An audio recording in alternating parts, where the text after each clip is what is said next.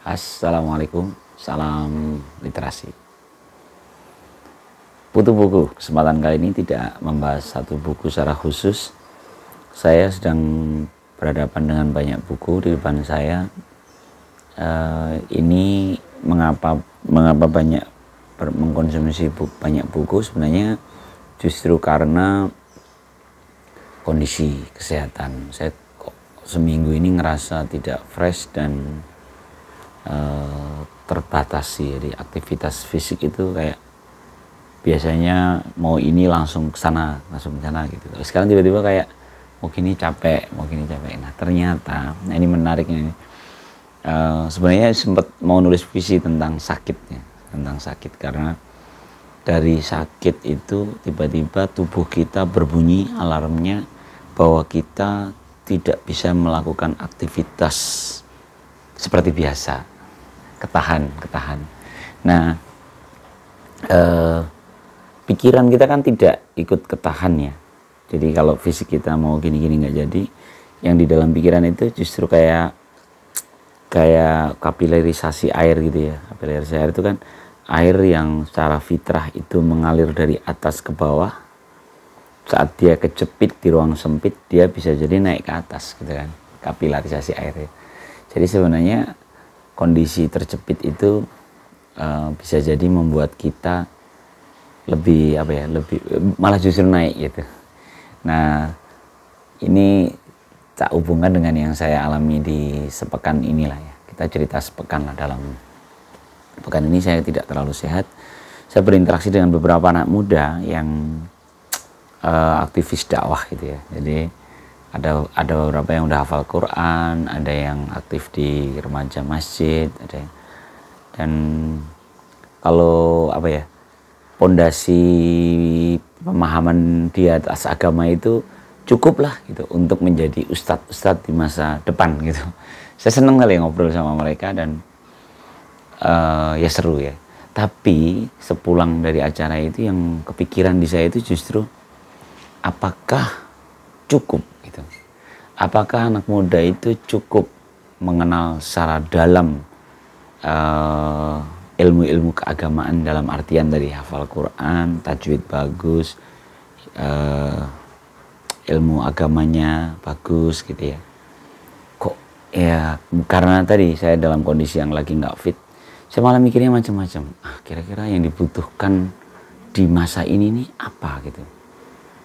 Kebanyakan dari mereka anak-anak pesantren atau anak-anak ini kan nggak semuanya juga punya maisyah gitu, punya penghidupan yang layak kan, ketika akhirnya ternyata butuh ruang lapisan pekerjaan, butuh macam-macam di kepala saya itu langsung mikir iya. Nah terus ditambah dengan bukunya Ibnu Rushd. Saya 2 pekan lalu atau sepekan lalu saya beli buku ini, tapi belum berani saya bahas ya karena saya belum selesai. Kritik Nalar Kalam, ini Ibnu Rushd. Di sini itu cerita Ibnu Rushd menghubungkan nalar kalam, yang nalar kalam itu adalah nalar syar'iyah, nalar secara syariat gitu, dan nalar kalau bahasanya nalar syar'iyah dan nalar filsafat ya.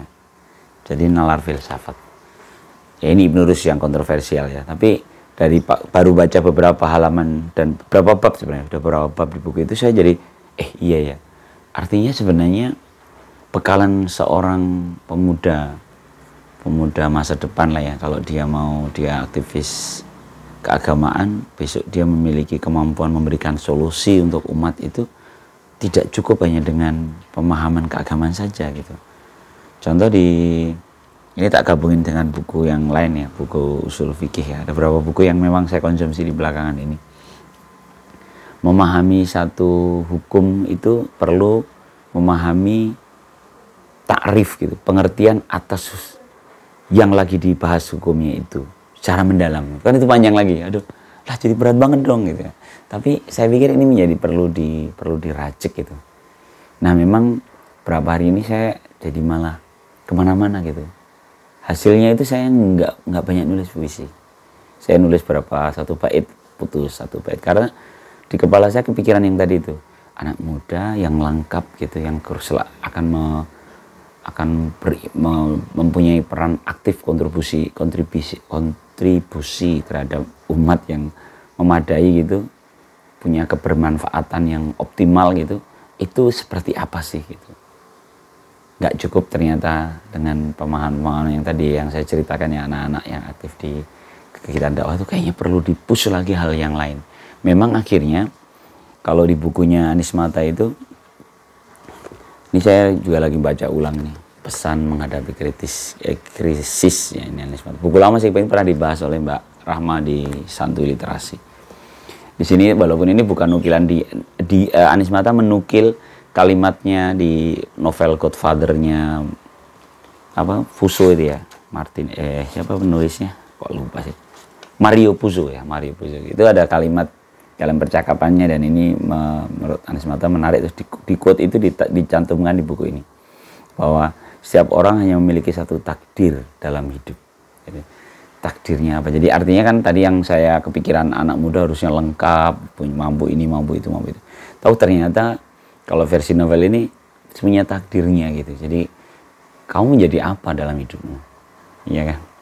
Kalau di Godfather itu kan, ya kalau dia ahli, dia Godfather yang mafia ya mafia, ada yang jago hukum, ada yang jago perang gitu kan. Kalau di Anies Mata ini kalimat itu dia gunakan untuk dirinya. Saya politisi ya saya politisi gitu. Jadi dia tetap membaktikan dirinya di dunia politik. Nah itu jadi oh jawaban juga ya. Ternyata jangan terus kemana-mana juga bagi mereka. Kalau yang memang dia akan menjadi dia hafal Quran, hafal hadis, ada banyak hadis gitu, lalu dia bisa mentafsirinya, dia akan menjadi ahli agama. Dan itu bidang yang bisa digeluti dengan optimal gitu, dengan fokus gitu. Memang pemahaman secara umum bagusnya, ini yang akhirnya saya temukan dari banyak sumber ya, salah satunya ini tadi buku ini. Ternyata kita butuh peta atas itu, peta atas pikiran-pikiran gitu. Jadi orang-orang baik itu dengan segala latar belakang itu menuliskan peta bersama, arahnya kemana.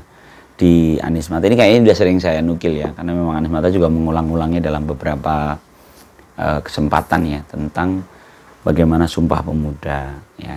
Di sini namanya akal baru itu, mengaktifasi akal. Jadi sebenarnya perubahan itu dimulai dengan mengaktifasi akal. Menurut saya ini kata yang menarik ya. Ini di subjudul nomor 9 di buku tadi, Islam Menghadapi Krisis tadi, di nomor 9, bab 9 itu ada revolusi mental dalam Al-Quran. Itu dimulai dengan aktivasi akal. Jadi kalau mau revolusi mental itu, aktivasinya dinyalakan dulu. Nah ini ada hubungannya sama Ibnu Rus tadi ya, nalar tadi.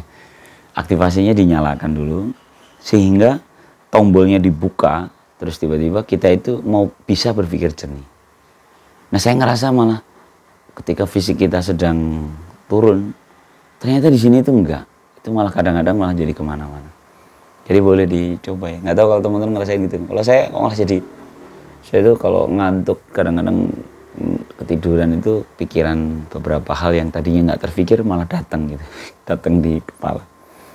Nah diaktifasi akal ini, kalau Anies Mata ya tadi, bagaimana anak muda bangun ya kan, dari baik konteks sosial terus dampaknya terhadap peradaban. Oke lah, yaitu aktivasi akal ya. Jadi mulai dinyalakan dulu, cetet gitu.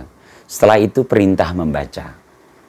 Jadi kembali lagi nih, konten saya tentang Putu Buku ini kan sebenarnya dorongan, bukan nggak usah dorongan lah, terlalu mengintervensi ya, memantik saja gitu, bahwa ternyata tetap perlu membaca, dan itu ada perintahnya kan dalam firman Tuhan gitu, dalam Al-Quran, perintah membaca. Jadi aktivasi akal dinyalakan, terus kita membaca.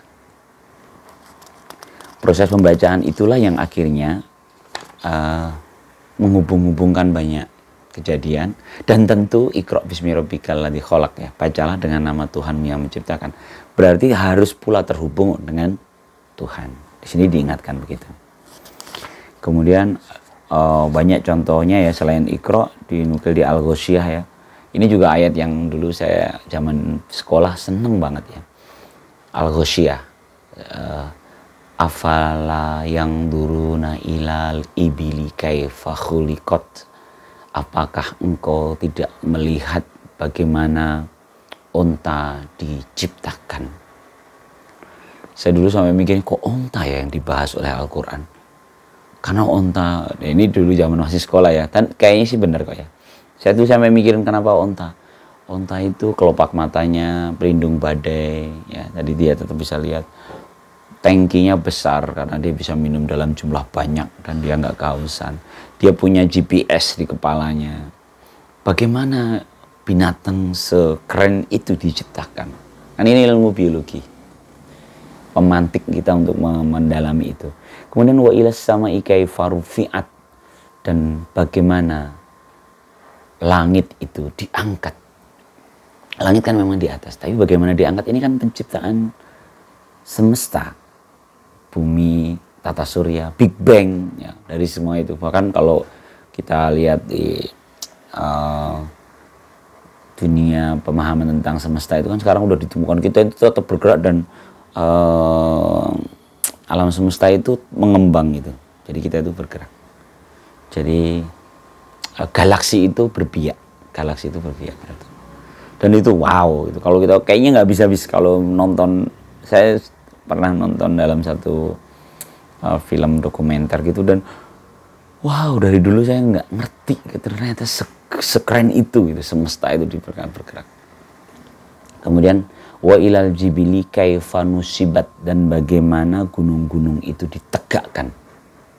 Ini geologi ya, gunung kok bisa berdiri gitu kan, ternyata lahar bentuk terus jadi kaku, jadi tanah blok keluar akhirnya sampai tinggi.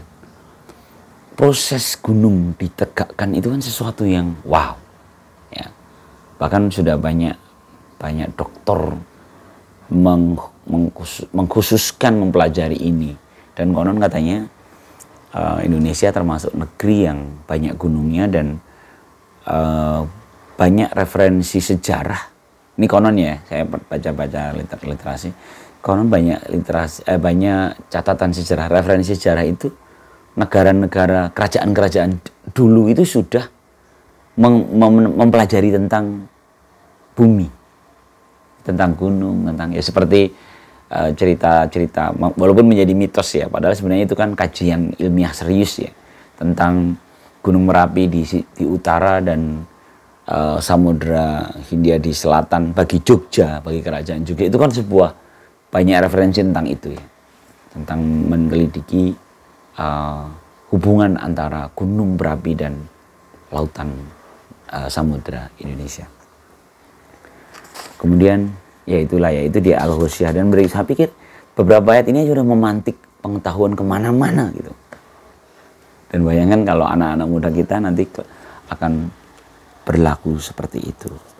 Nah, kemudian ada yang menarik di buku ini. Sebenarnya buku ini ya, ini jadi akhirnya banyak cerita buku ini, karena terakhir saya pas baca, kok tadi bacanya buku ini. Ini tentang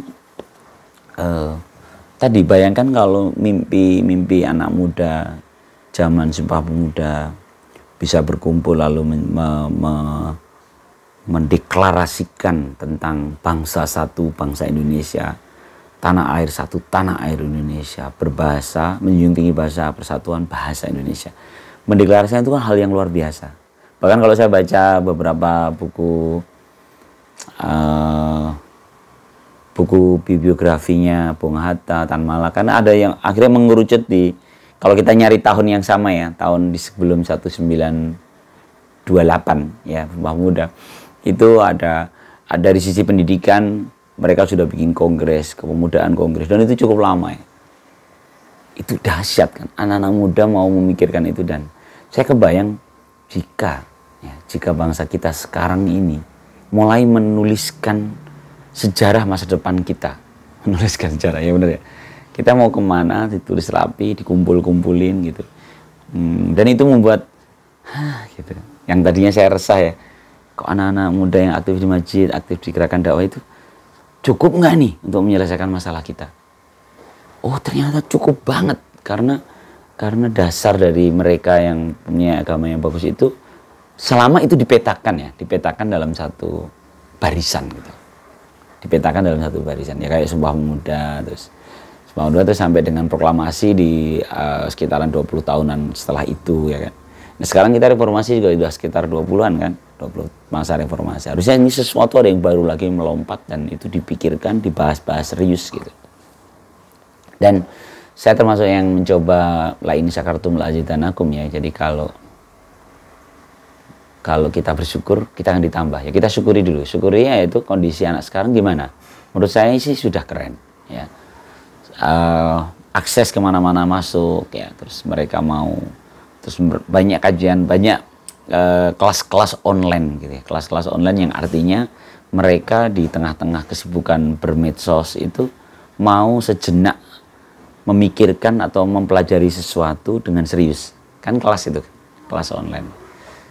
Saya lihat karena saya komunitas sastra ya, saya melihat kelas-kelas online tentang penulisan, tentang sastra itu tuh sudah sangat marak gitu ya, sangat marak. Walaupun kadang-kadang pesertanya ya nggak terlalu aktif, tapi paling tidak kan mereka mendengarkan. Lalu podcast dengan hanya obrolan buku, obrolan tentang sesuatu, itu sudah mulai banyak dan tetap didengarkan. Ya artinya sebenarnya tradisi berpikir kita itu, tradisi tadi aktivasi akalnya itu udah dipencet. Rasanya begitu. Saya mencoba mensyukuri itu agar, kalau kata firman Allah tadi, la in syakartum la azidanakum, kalau engkau bersyukur maka akan ditambah. La in syakartum la azidanakum, betul ya? Kalau bersyukur maka akan ditambah. Yaudah, kita syukuri agar ini akan ditambah. Semakin banyak anak muda yang mau berpikir keras gitu. Mau berpikir keras tentang negeri ini dan mencari solusi, dan saya pikir bisa. Ya, beberapa buku-buku yang tentang pergerakan ini menurut saya menarik. Bu Anies Mata ini salah satu buku dari beberapa buku yang dia tulis yang kesemuanya mengarah bagaimana menetapkan satu arah baru bangsa ini sehingga bisa menjadi, bahkan kalau Anies Mata mimpinya menjadi bagian dari 5 besar dunia bangsa. Dan ini bukan tidak mungkin, jadi sangat mungkin dengan sumber daya yang kita miliki. Sorry, jadi kemana-mana, ini obrolan yang dipicu oleh kondisi fisik saya yang lagi kurang asik gitu, tapi justru dengan ketidakasikan fisik itu kok saya malah banyak mikirin macam-macam, dan saya pikir perlu ditumpahin lah, paling tidak sebagian di konten ini. Oke ya, di depan saya ini ada tadi Anies Mata, Ibnu Rus, ada Seno Gumiro Aji Darmo, karena saya mau kelas menulis cerpen di hari Senin besok. Ada bukunya Bu Sri Mulyani ini dari teman-teman komunitas sastra Kementerian Keuangan. Tapi nggak ada hubungannya yang saya bahas tadi. Tapi ini saya baca, lagi saya baca. Ini juga tentang dari Bu An Al-Maidah. Ini kayaknya belum saya bahas, suatu saat harus kita bahas. Jadi banyak buku di sekitar saya dan ada di sini. Semoga ya. Makasih teman-teman, ini sudah cukup membantu menuangkan apa yang saya pikirkan. Salam literasi. Assalamualaikum warahmatullahi wabarakatuh.